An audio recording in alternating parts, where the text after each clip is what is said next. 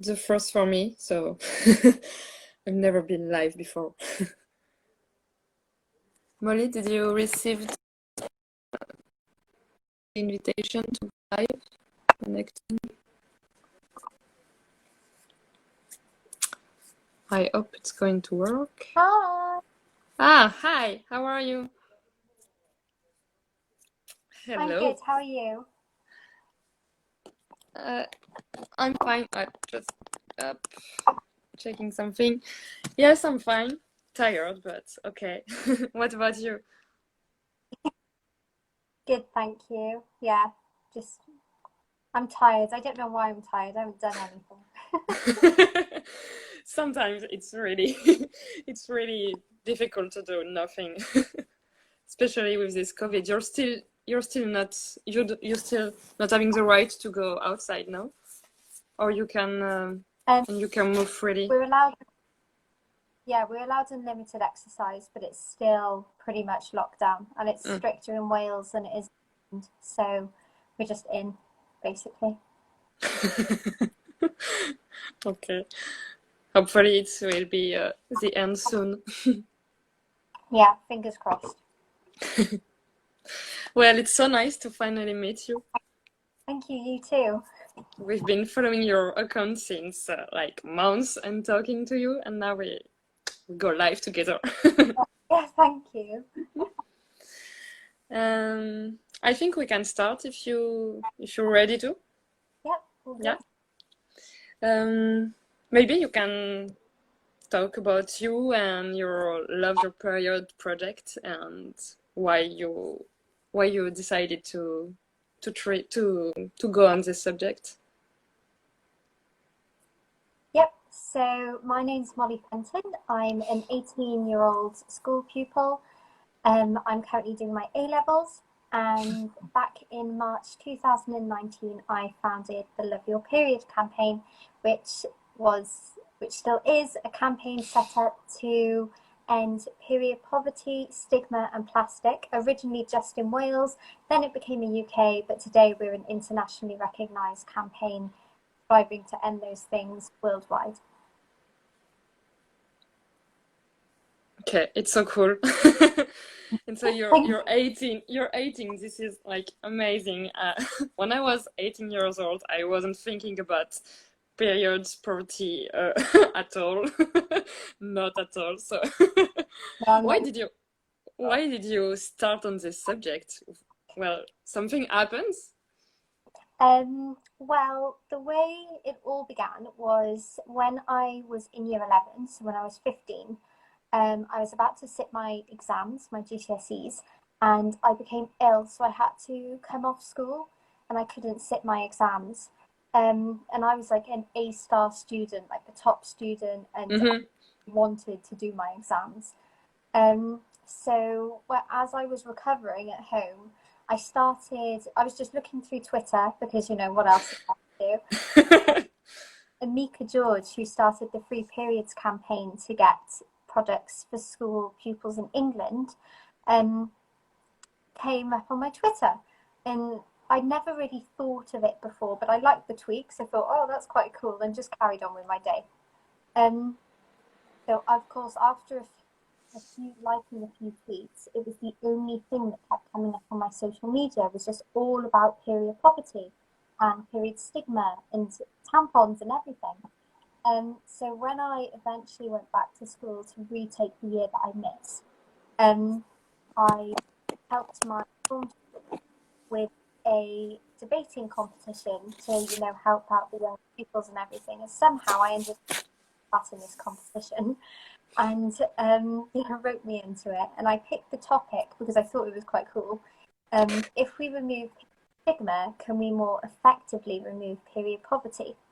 So from this, of course, I did my speech, and loads of people were really blown away by it. But when I was talking, people were so embarrassed, and you know, the judges were male, and everyone just felt really awkward. Like I've never been in a more awkward situation. Oh my God. So I know we got the mark sheet back, and we couldn't believe it because my school don't usually come second, and from that, we found that we should have actually come first. And the reason that we didn't is because period poverty was deemed as inappropriate to talk about. No way. Yeah. So I went to my Rotary Club, which of course is an international organisation, and I said, look, I don't agree with this. And they were completely on my side. They were saying, you know, you're so passionate about this and you know about it. So why don't you, you know, stand up for it? So at that point then, I randomly, I got home that night and I started the Love Your Period Instagram page. And that was the beginning of the campaign. At the beginning, it was just an Instagram page. It wasn't even a campaign. It was just a page for people to see. And now, well, yeah, and then it kind of just spiraled out of control. And now we're the Love thing.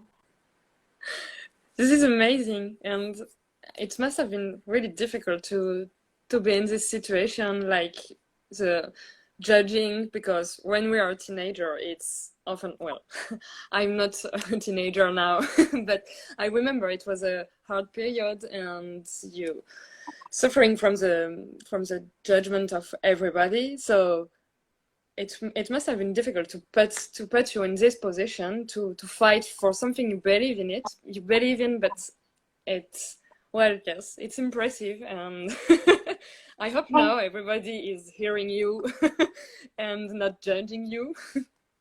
It was, at first, it was a bit weird. I think people didn't know how to react. But I find today, younger people have reacted amazingly. So when we started, I remember, so we started it in March, and by May time, we had 1,000 followers.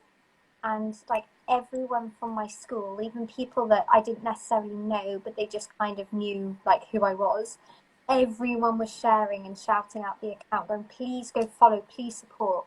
And overnight we went from 500 followers to 1,000. That's how big it was.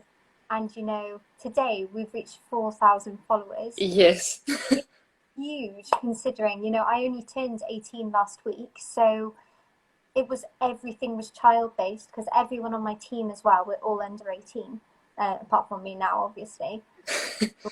Not have that adult backing. We did that all ourselves, which is quite impressive, I think. Yes, definitely.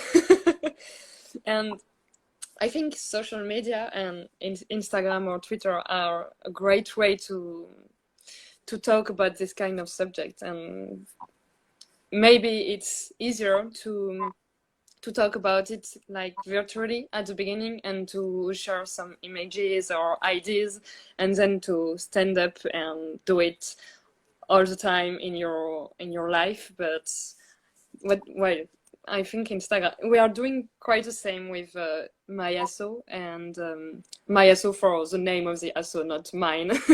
But yes, you're back. But yes, Instagram is or social media are a good way to send messages and to help break the taboo, I think.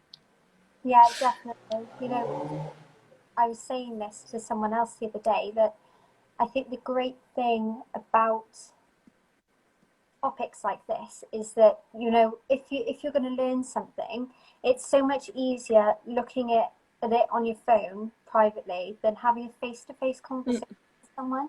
And I think with, of course, because we're in lockdown now, I'm not able to go out and do the work I was doing before, like getting products and donating products or working one-on-one with people. But I feel like the work hasn't completely stopped, because actually we're able to do more via social media and repoll and have more people feel comfortable and break the stigma more effectively, because, you know, our phones are just, you know, it's just so much easier than doing something face to face, especially if you're embarrassed about it. Yes, and people are embarrassed about it, so Yeah. so Yeah. I can see it when I talk about the organization we created with Louise and Eloise. Like, people are like, well, yes, it's cool, but just don't talk too much about it. And we're like, yes, it's something natural, and we need to fight against period poverty. So if we don't talk about it, how can we handle it and change something in this world? But this is it's a big taboo, and I think it's really strange that in European country it's still that a big taboo. And well, in every it shouldn't be a taboo in another country, but we're supposed to be feminist and to move on this kind of subject. But this one arrived lately, I think. I don't know, what do you think about it? I completely agree with you. I think there are so many things in society, new concepts that we've now accepted, such as like the LGBTQ plus community, and just all these changes that have come about, and we've fully embraced them. And the taboo isn't much, it isn't really there anymore. But for some reason, we can't talk about something that's been around forever, that's been around longer than any of us on the planet right now. Periods are a natural bodily function. No one chooses to have them. They are the reason that we are all alive. So, I always get asked in interviews and things, which is my least favorite question on earth, especially when I'm being filmed. Like, what causes the period stigma? Because I don't have a clue. It's the only question I can't answer. I just don't understand where it's coming from, and that's why you Yes. need people to go above and beyond. So when someone says to me, it's my favorite thing when someone says to me, "Tone it down a bit, stop talking about it," because I'm like, you know what? Talk about it even more now you've said that.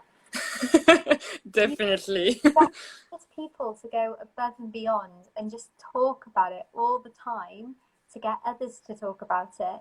So then it becomes normal, because you've got people completely ignoring it. So we need to get more people shouting about it so that we get that even level. And it could be normal, because periods are normal. And I just don't understand why society has inflicted this pain onto everyone of thinking that they are wrong and they shouldn't be talked about. We should feel ashamed for having them. Yes, definitely. And it's all around the world. I mean, this is so strange. It's not one country, it's like the world. So, yes, where did that begin? I mean, why Yeah. in India too? This is the same problem. Like, there is cultural differences, but they are still hiding a pad when they have to change it. They don't talk about it. And I mean, it's a world problem, and we can't understand, and we don't know where everything began. And maybe we won't be able to know that in No. our life. But yes, this is really strange. And what do you want to do after high school? Are you thinking of getting involved in Love Your Period full time, or doing something else? I'd like to go to university, but I think it's so scary this time because we have to apply, but we don't know what we want to do. So Yes. the plan is to take a year out before going and, solely work on the campaigns. At the moment, my studies have to prioritize, and I feel like the campaign isn't reaching its potential at all. So I plan on taking the year out and focusing on Love Your Period, and then getting some helpers in, see if I can get some funding for it, and then of course go to university. And yeah, but I'm definitely going to carry on Love Your Period. It's not going to stop. Hopefully. That's good news. Okay, this is so cool. And so at the beginning, you were telling that people were ashamed when you were talking about periods. And um, how did you manage it? Well, I think back when I was 16, and I don't know what what I would have done to fight this. Well, Of course, at first there was lots and lots of negative comments. So, um, like on the Instagram page, I'd get direct messages saying, you know, like, why are you doing this? And some really horrible messages. And then people started going for my own personal Instagram account as well. And I'd have message Okay. requests all going for it. And then when I was like petitioning in the street, I'd have like adults, men and women, shouting and having a go at me in the middle of the street when I was getting like signatures for petitions and things like that, saying I was disgusting and everything. And I've had people the elderly community say to me, "What makes you think that you know enough to be able to run this campaign? Leave it to the old. Leave it. Don't know what you're doing." So that was really difficult at the start. But the thing is, the criticism and like the really comments were coming from adults. They were literally putting down a 6-year-old for trying to do something good. But then as Love Your Period started growing and we become more popular, started quieting down because they realised like, oh, maybe I shouldn't have said that because she's right. Because now they realise like, I'm surely doing something right.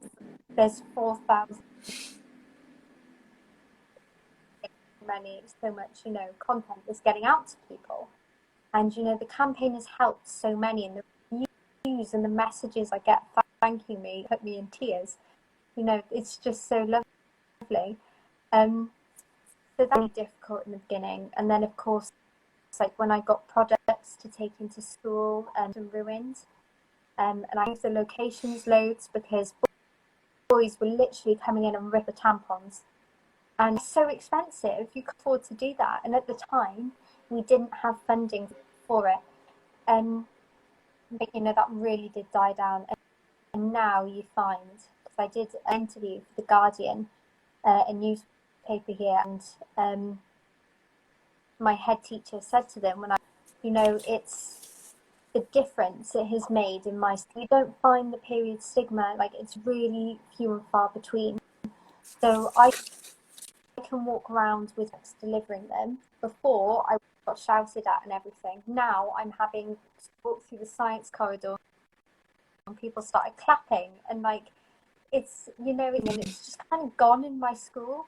It's like a safe place, and the girls don't get tormented when they walk out the tongue in, and things don't get shouted in, which was all happening. So I really do think that actually persevering through that was so worth it, because now we very rarely, the only thing I get is like a few people every year, if I'm campaigning in the street, like I get called a freak or something, which is nothing. I have elderly people in the community as well say to me that it was inappropriate and I shouldn't at it, but that's okay because that's their views. But it's not going to stop me talking about it. No, I'm going to carry on because it's doing something right. So Yes, you're right. This is an amazing story. thank you. How did you manage to be published by The Guardian? Did you contact them or did they contact you? So they contacted me.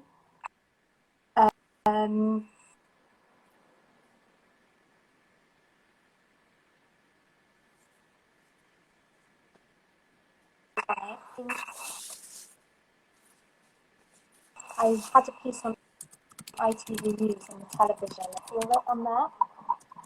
So they contacted, said, look, can we come in and talk to Molly? And then they came in, took a load of photos with my teachers and things, and then didn't use those, just used the ones, and did like a whole thing on it. And of course it was online and in the newspaper. Happened for Love Your Period. And after that, that and the TV piece, it just completely shot up. And now today, like of course I can't go to the centre at the moment because everything's shut down, but before every time I went, at least twice, I'll be stopped because someone recognizes me, or someone's like, "Oh my gosh, you either love your pig girl." That's my name. I get called that normally now. And like, "Oh, thank you so much," or people contact you, "Can I be involved?" So yeah, people know the name "Love Your Period" when they hear. But yeah, the Guardian was the biggest shock ever. Yeah, I can imagine. Okay. And Yeah, crazy. yes, yeah. And so for sure the lockdown changed our plans too, because I think you had project before the lockdown, and as we did, but we have to be agile on this period. So like we change our plans too because of this lockdown, but I think it's for good reason now. And we share a lot on Instagram today, and so it's another way to communicate and to do an event. We've never done that before, so this lockdown could be seen as an opportunity, I think. And we were also able to help like other people, because our I can't find the word, but the goal of our organization is to help the younger people to be able to have sanitary materials in order to fight against discolorization. But with this lockdown, we decided to help everybody, because if you can't have any money, because you can't ask for money in the street, for instance, everything is going to be harder, even having its period. So that's why we decided to get involved and to help the people in need during this COVID. And so why you? Oh, I'm so sorry, my English is so bad, but um, and so, and what did you do for during this lockdown? It was especially on the social media, I think, or you've been able to help homeless people or people in need, like door to door. But I think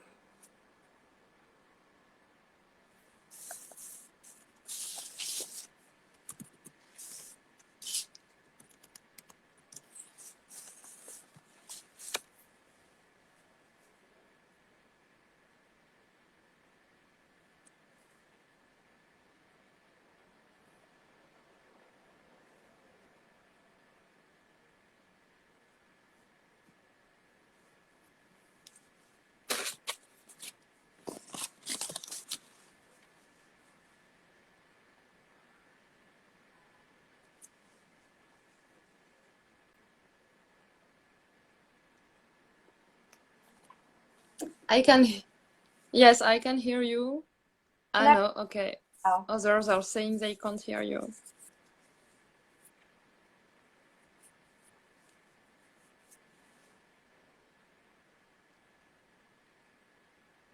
I can hear you. I don't know for the others.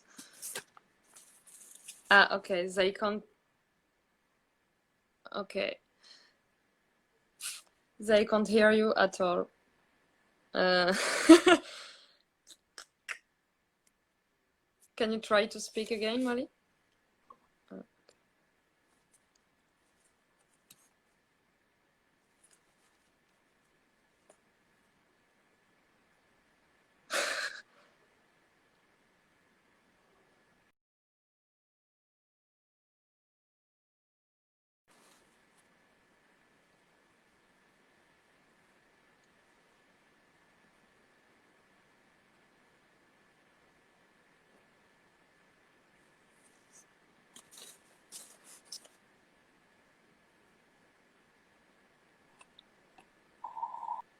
Can everyone hear me now? Hey. Let's wait to see. I don't want to carry so they can hear me. Strange. Well, I can hear you, so maybe the others. Yes, they can Okay. hear me. Yes. Okay. So when lockdown was put in place, so on Wednesday the 18th of March, our Prime Minister said, right, schools are shutting on Friday. So I called my team and I was like, oh my gosh, what are we going to do? Had to send emails and everything, going door to door, our projects, our you know, making sure people had everything they needed, our education, going to schools and high schools and teaching about food. So I had to do loads of emails and phone calls and everything at 7 o'clock Wednesday night, and then into Thursday, and then on Friday, which was the last day of school, we had to run around 4-string bags on my backs and boxes full of pads and tampons to make sure that every single person in our school who needed them had sanitary products.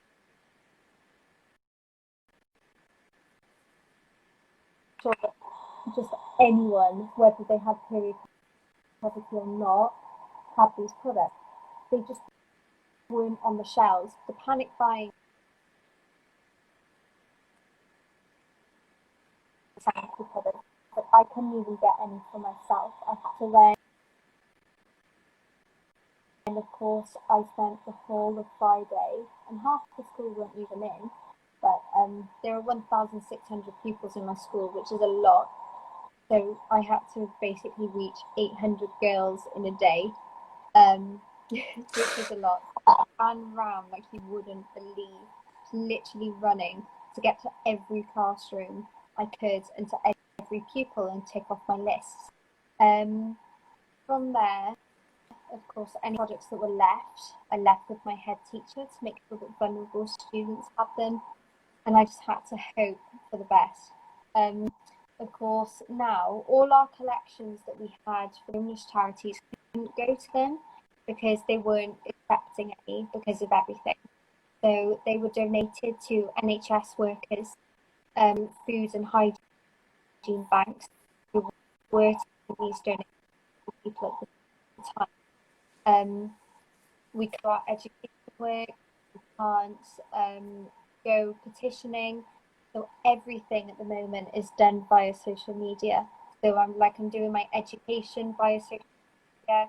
We menstruation education and just reaching as many people as we can. So live streams like this and doing different interviews. There are loads of different things that I'm doing because we need to keep on spreading the word the best that we can. So yeah, it's had a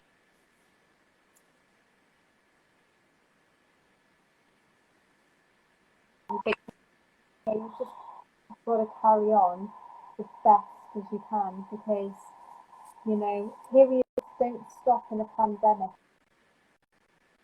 Yes, definitely not. These periods are still happening.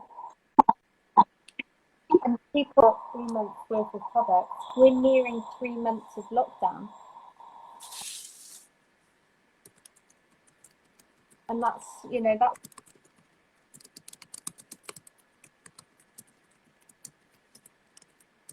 your school with the Welsh government the other day to say you need to do this to make sure these pupils. So even though it looks like everything is quieter, it's actually more busy than ever. And I usually don't love your period. I've got so many meetings and things to make sure that people have products.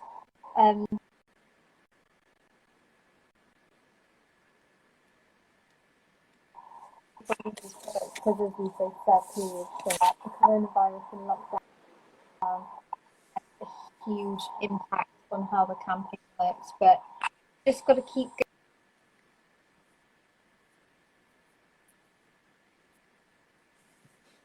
Yes, we can't stop. We can't stop like this.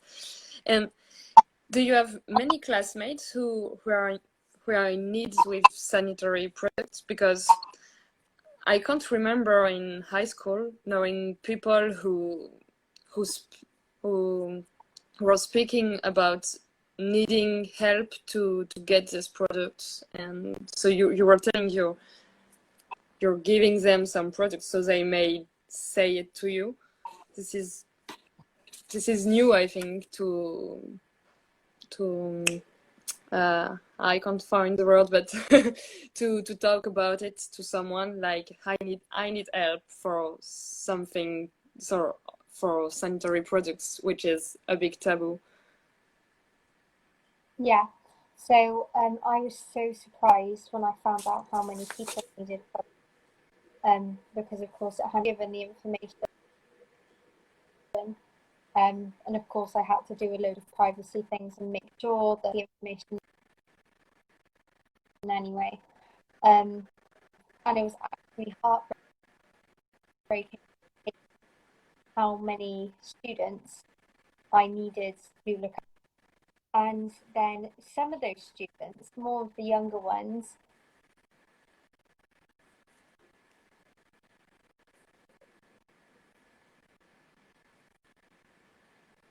is people, because we're younger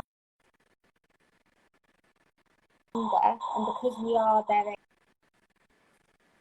age and we go to the same school as them or school, they feel a lot more comfortable, because I would never go to a teacher if I was struggling with period poverty or anything to do with my period. Would never go to a teacher. Before this, I wouldn't dare talk about my period, and I definitely contributed to period stigma. Of course, I did the public speaking and realised that actually we need to talk about it, and that's how you break the stigma.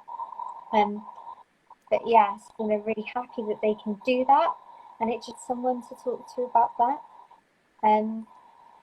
But knowing anything about period poverty when there were so many people around me that really suffer from it. And there's a study done in the UK by Plan International that said that 1 in 10 schoolgirls suffer with period poverty.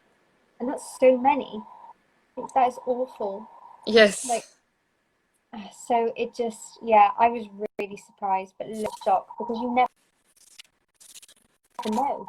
And it's right, it's something that isn't spoken about because everyone's embarrassed and they can't talk about it. And that's worrying, because people don't always get the support they need because they feel they can't talk about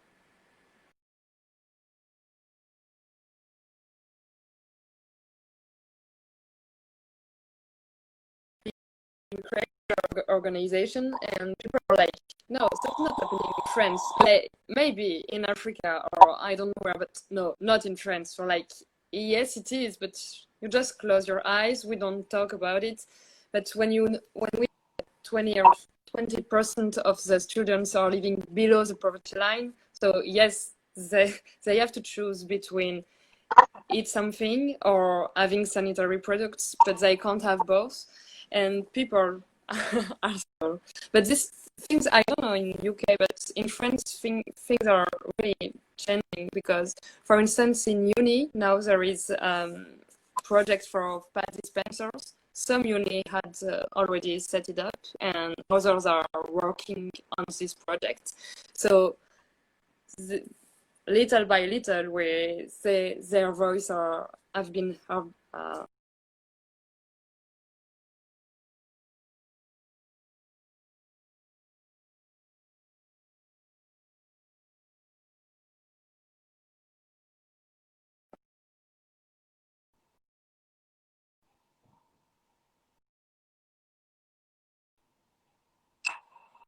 I didn't know if I was still here.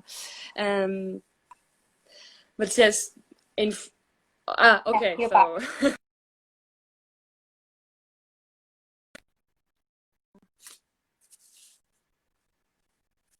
can you hear me?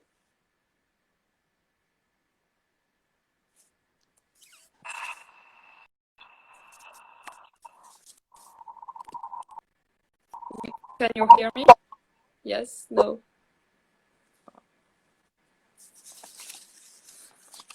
We really, both of us have a bad connection, I think. Well, okay, I'm back.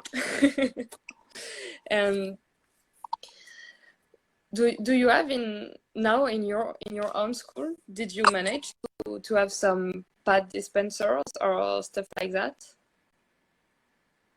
What did you say? Did I manage?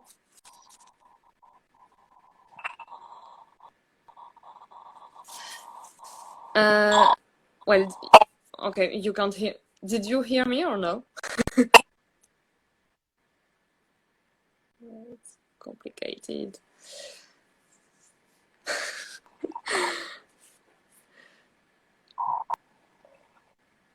Yes, my question was, did you manage to, with your campaign, did you manage to have some pad dispensers?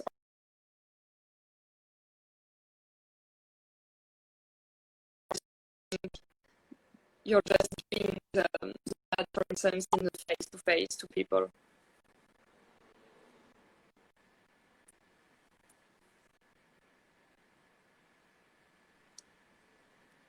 I can't hear you, Marie. So this depending on. Okay, now it's okay. Oh no. Yeah, it's good now. All right. Works. Can you hear me now?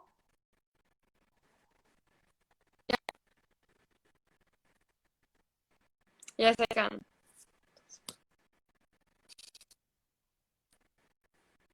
Yeah. Okay. So the way it works in schools is very differently. School from school, the way you have to do it is the designated teachers have stacks of products.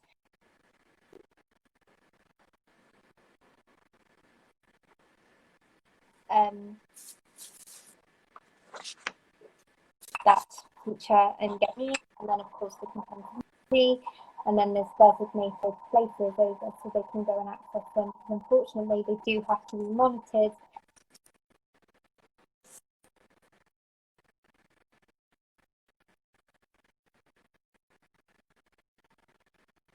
But I know lots of schools you can understand sometimes that teachers remove them from the dispensers because they were being banned.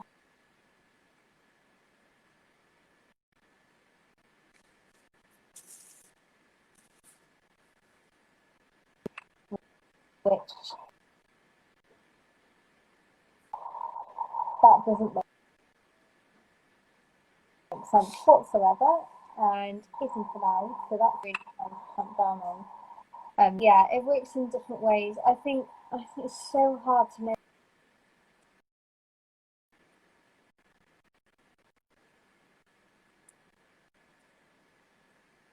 And the way it works. So like I've spoken to someone that goes to a girls' school.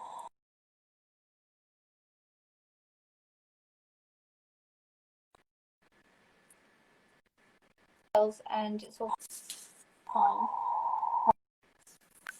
And you know, they all respect each other.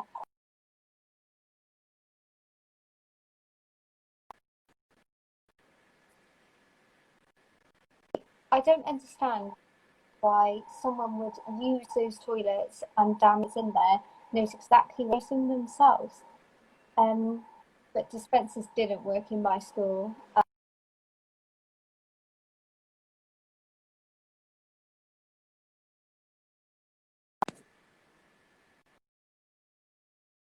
might really work, but we just have to keep working.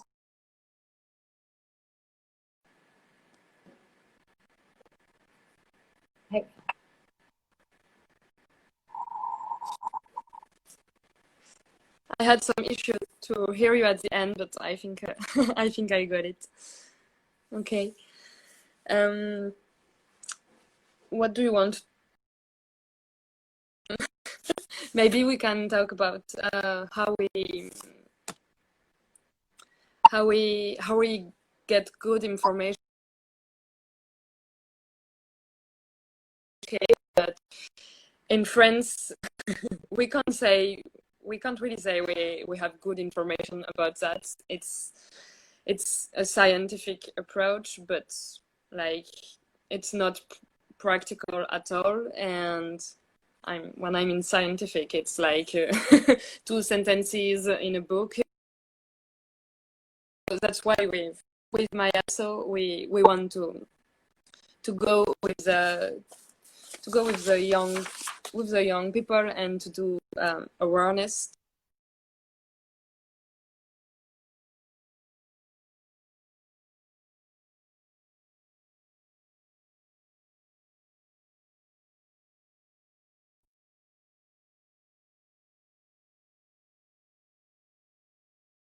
Backup and stuff like that. So in France, in school we don't have any information about all of that. And I think if you have created Love Your Period, it's maybe because you have the same issue in UK, but I really don't know the the situation there.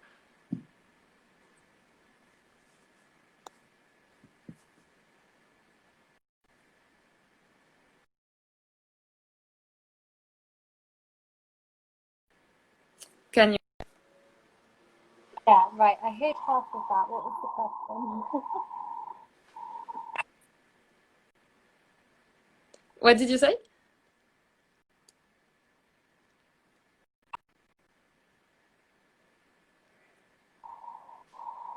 Can you hear me? Yes, now it's okay. Okay, we're back.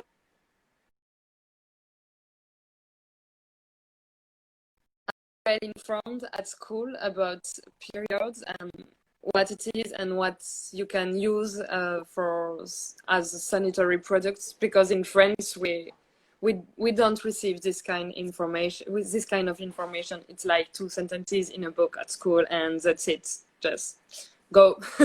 You can't talk about it. So I think if you create it, Love Your Period, it's because it's quite you're better than us. So you're right. Here we don't have any of that education. It was in year 6, so that was 11 years old. I was not 11, 10 years old, in a room, spoken to for about 5 minutes, scared the life out of me because they were like, "What's happening inside your body? Don't talk about it." And they sent all the boys out, and that was it. And then I didn't have anything all the way through high school. So everything that I know now, I had to teach myself, which is why I go into school and things. I have that scientific biology, but that's it. You don't learn about or where you can access products or how to use products and all these important things that you need to know. So yeah, that is the point of Love Your Period. We do these education posts and people send in post requests so that we can talk about those. And people find that they learn everything that they need to know before or after starting their period. And from the, I've learned everything that I know from studying for this campaign. There were things that I should have known ages ago, like the one that worries most is, of course, you've got like, how do you use a tampon? What's actually, like I say, with these period stigma and things, it's all well providing the products. The government can put products in schools. That's not going to do anything if they're not talking about them. They can't just shove money into it and then leave it. People aren't going to access these products. They're too embarrassed, or they don't know how to use them or what they're for. Can you hear me? I can't hear you either. I don't know what to do. Well, I think we're going to stop it, and I'll ask Molly to send us a little video, and we will be able to